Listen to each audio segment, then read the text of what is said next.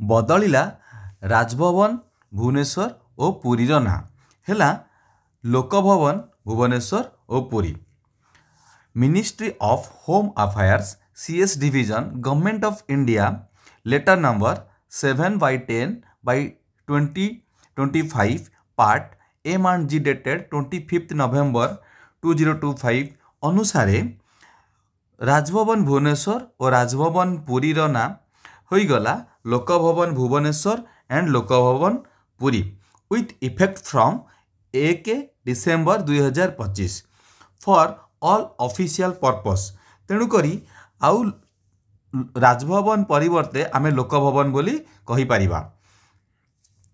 से अनुसार ए चिट्ठी को सबुआड़े सर्कुलेट करा जाइछि जेमिति कि secretary to president of India, private secretary to vice president of India, सेमती सबू बड़ बड़ ऑफिशियल मानकू ए चिट्ठी रेफर करा जाइछि। देखि नियंतु ए चिट्ठी सबू समस्त की पठा जाइछि chief information commissioner, state election commissioner.